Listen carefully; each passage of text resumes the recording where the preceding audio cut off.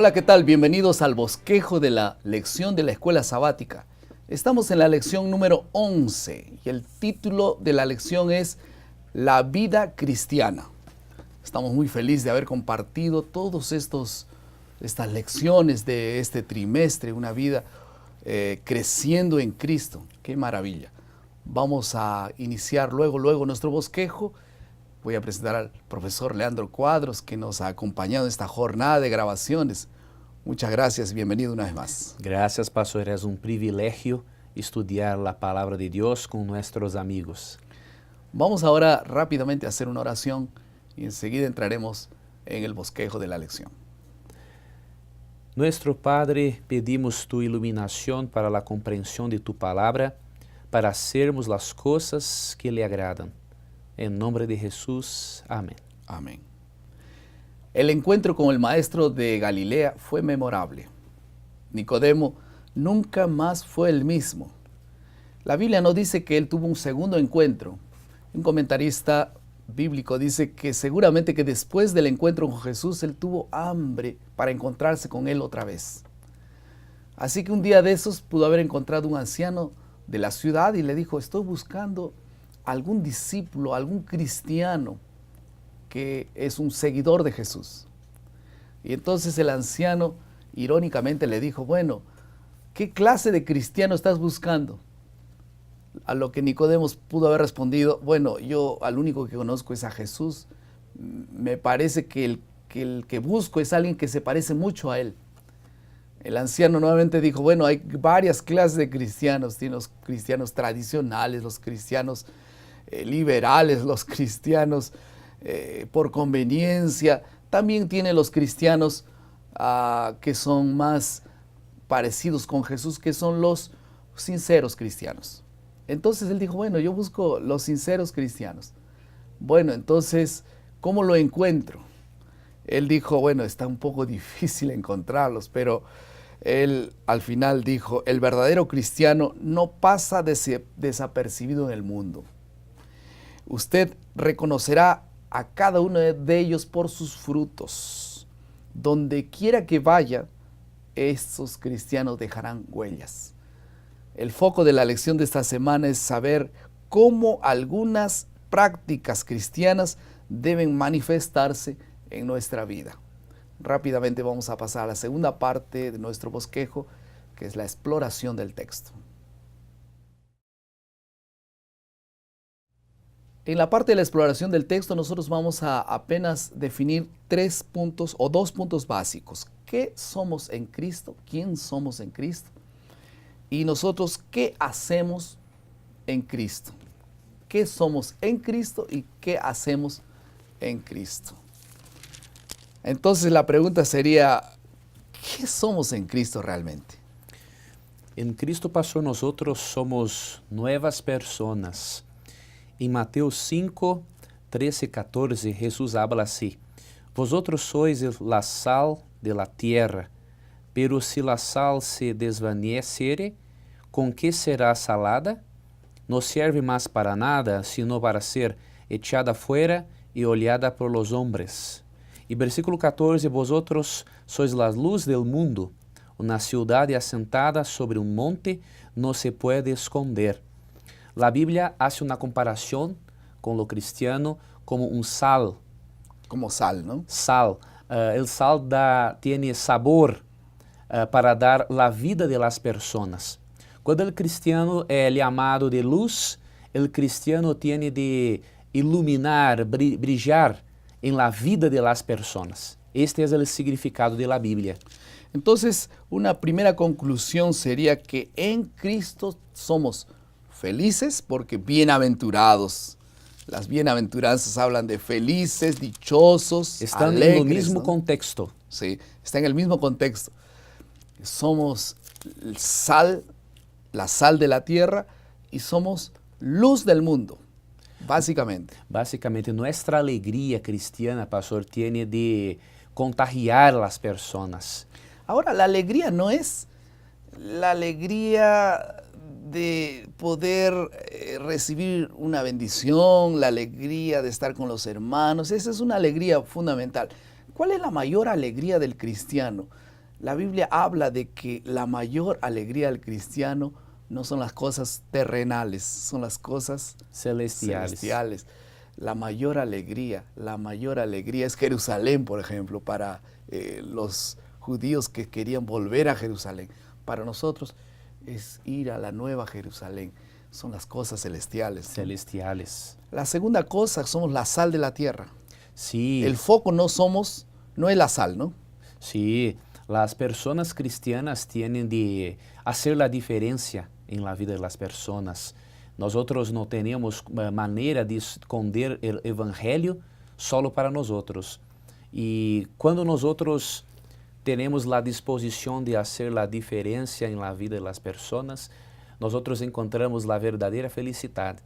Porque Dios hace un llamado para las personas serem representantes de sua alegria, de sua felicidade, em um mundo, num planeta que tem muitas lutas, muitas tinieblas, necessitam de cristianos que... Sin duda, sin duda. Y ustedes ven que no existe una sal, no sé si hay una marca de sal, pero nadie pregunta, ¿qué marca de sal es esa que está tan deliciosa, no? La gente no pregunta por la marca de la sal. La sal sirve para salar. Todo el mundo dice, qué rico estaba ese frijol, qué rico estaba ese guiso, porque se mezcla, ¿no? Sí. Y le da sabor a. Entonces, cuando nosotros estamos preocupados en nosotros, perdemos el foco. Nuestra preocupación es salar, dar sabor a los demás, ¿no es así? Exacto. Y bueno, con la luz ocurre lo mismo. Somos luz del mundo, no para esconder la luz. En segundo lugar, ¿qué hacemos en Cristo? ¿Nosotros somos dueños de la vida o somos apenas administradores de la vida? Somos administradores. La Biblia habla que somos mayordomos de Dios. Así es. Dios tiene para nosotros nuestro cuerpo para administrarnos, tiene nuestro tiempo y nuestros recursos también. Cuando el cristiano tiene una conversión, su dinero también pertenece a Dios, porque Salmo 24, versículo 1, habla que todas las cosas pertenecen a Dios. Y el libro también de profeta Ageu, capítulo 2, versículo 8, habla que la plata y oro también pertenecen a Dios. Entonces, es muy importante que las personas tengan, pastor, la disposición de hacer la devolución del diezmo y las ofrendas a Dios. Por ejemplo... ¿Cuál sería el propósito? Bueno, ¿Por qué yo doy el diezmo, por ejemplo? Primer propósito, yo estoy reconociendo que Dios es mi dueño. Ajá, ok. Segundo propósito, Dios utiliza el dinero para que outras pessoas tenham um conhecimento de Jesucristo. 1 Coríntios 9, versículos 13 e 14, habla que as pessoas que estão vivendo do Evangelho devem ter o sustento do Evangelho. Así es. Então, por exemplo, eu não teria a oportunidade de estudar a Bíblia sem a necessidade de pagar alguma coisa se outros irmãos não tivessem o costume de hacer la devolución del diezmo de Dios. Es muy importante para otras personas conocer el amor de Dios. Ahora existen otras motivaciones. Hoy se pregunta, hay mucho en la teología de la prosperidad, ¿no? Si tú das este valor, este dinero a Dios, Dios te va a recompensar y te va a dar las bendiciones. ¿Será ese el motivo? Pastor, la teología de la prosperidad es una distorsión del Evangelio. Las personas tienen un costumbre de hacer una interpretación de Malaquías 3, versículo 10, de manera isolada. Aislada, ¿no? Aislada de Éxodo 20, versículo 2. Por ejemplo, en Éxodo versículo 2 de capítulo 20, Dios habla a Israel que Él es su libertador, sí, su salvador. Después, Dios hace una invitación para las personas hacerem a devolução del diezmo. E depois, Deus bendice mais ainda as pessoas fieles. A sequência da teologia da prosperidade é diferente. Yo hago el pago a Dios y Hago, Dios hago a Dios y Dios me bendice. Exacto. En la Biblia no. Dios hace la salvación de mi vida por la gracia. En respuesta yo Hago, ¿no? hago el diezmo y después Dios irá a bendecir mi vida. Sí, pero tampoco no es un pago, ¿no? Por lo que Dios nos ha dado. No tiene como porque la Biblia habla que la salvación, las bendiciones de Dios en Efesios 2, 8 y 9 son por la gracia solamente. Y también se interpretan mal las bendiciones, ¿no? Sí. Algunas personas creen que bendición es aquello que yo recibo, es dinero, es prosperidad.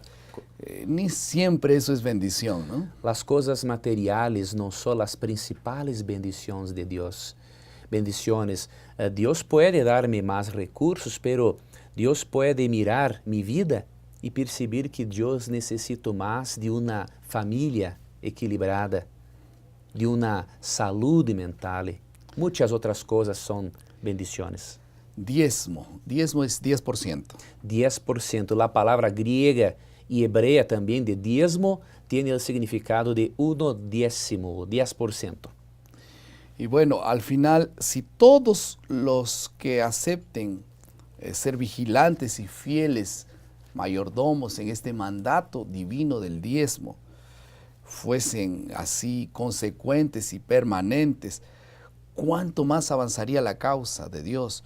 Y probablemente que la dádiva del diezmo es como una cura del corazón para el egoísmo también. Muy importante, pastor. Es muy difícil para las personas, para nosotros pecadores, separar una parte de nuestros recursos. Es difícil Es a una difícil. persona dar dinero, es tocarle la vida. Parece que el dinero tiene que ver con la vida, ¿no? Sí, pero el diezmo y las ofrendas son una actividad, un ejercicio para nosotros cambiarmos nuestra naturaleza por el poder de Dios y sermos personas más liberales con los otros.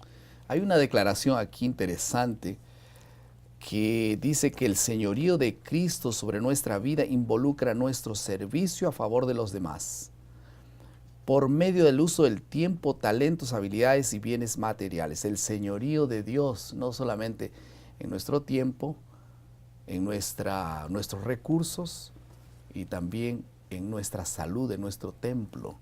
Él quiere tener el señorío de todo, no porque Él quiere enseñorearse en nosotros, sino porque sabe que es la mejor forma de ser felices al final de cuentas. Exacto. Vamos a pasar a la penúltima parte de nuestro bosquejo, que es la aplicación. El uso sabio de la vida, ese es el punto. ¿Cómo administramos sabiamente la vida toda? Normalmente nosotros no somos sabios, naturalmente. Me parece que la sabiduría para administrar la vida es un regalo de Dios y uno tiene que solicitarlo para cómo administrar el matrimonio, cómo administrar la paternidad, cómo administrar los bienes que Dios nos da, cómo administrar el tiempo, cómo administrar la salud inclusive. Necesita mucha sabiduría. Y yo quería pedir a los profesores que apliquen esto en la vida particular de todos nosotros, que podamos ser sabios al administrar el don de la vida. Vamos a pasar a la última parte de nuestro bosquejo, que es la creatividad. Es interesante que nosotros tenemos que tomar decisiones.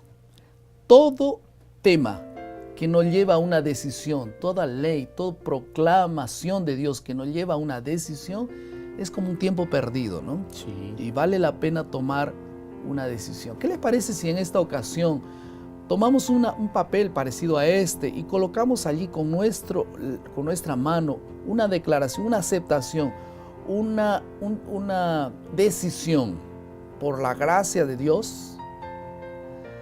Decido ser fiel a Dios en todas las cosas. Ser fiel a Dios en todas las cosas.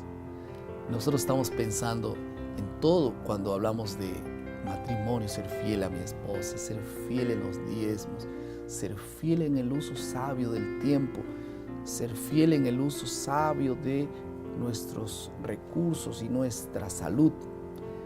¿Por qué no tomamos esa decisión? Y Dios te va a dar sabiduría, te va a orientar y te va a llevar. Por la gracia de Dios, decido ser fiel a Dios en todas las cosas. Escribe, firma y deja en las manos del Señor. Vamos a orar.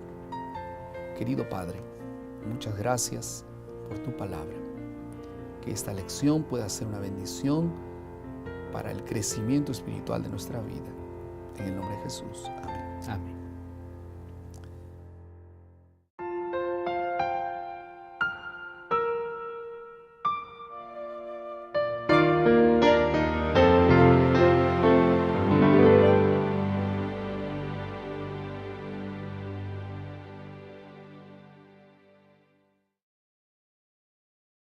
Qué maravilla. Vamos a iniciar luego nuestro bosquejo. Voy a presentar al profesor Leandro Cuadros, que nos ha acompañado en esta jornada de grabaciones. Muchas gracias, bienvenido una vez más. Gracias, pastor. Es un privilegio estudiar la palabra de Dios con nuestros amigos. Vamos ahora rápidamente a hacer una oración y enseguida entraremos en el bosquejo de la lección. Nuestro Padre, pedimos tu iluminación para la comprensión de tu palabra, para hacermos las cosas que le agradan. En nombre de Jesús.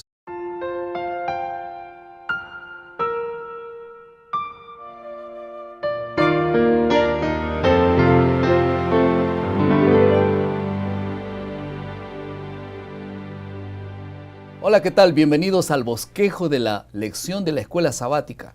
Estamos en la lección número 11 y el título de la lección es La vida cristiana. Estamos muy felices de haber compartido todas estas lecciones de este trimestre, una vida creciendo en Cristo. Entonces él dijo, bueno, yo busco los sinceros cristianos. Bueno, entonces, ¿cómo lo encuentro? Él dijo, bueno, está un poco difícil encontrarlos, pero él al final dijo, el verdadero cristiano no pasa desapercibido en el mundo. Usted reconocerá a cada uno de ellos por sus frutos. Donde quiera que vaya, estos cristianos dejarán huellas. El foco de la lección de esta semana es saber cómo algunas prácticas... Amén. Amén. El encuentro con el maestro de Galilea fue memorable. Nicodemo nunca más fue el mismo. La Biblia no dice que él tuvo un segundo encuentro. Un comentarista bíblico dice que seguramente que después del encuentro con Jesús, él tuvo hambre para encontrarse con él otra vez. Así que un día de esos pudo haber encontrado un anciano de la ciudad y le dijo, estoy buscando algún discípulo, algún cristiano que es un seguidor de Jesús. Y entonces el anciano irónicamente le dijo, bueno, ¿qué clase de cristiano estás buscando? A lo que Nicodemo pudo haber respondido, bueno, yo al único que conozco es a Jesús. Me parece que el que busco es alguien que se parece mucho a él. El anciano nuevamente dijo, bueno, hay varias clases de cristianos. Tiene los cristianos tradicionales, los cristianos liberales, los cristianos por conveniencia. También tiene los cristianos que son más parecidos con Jesús, que son los sinceros cristianos.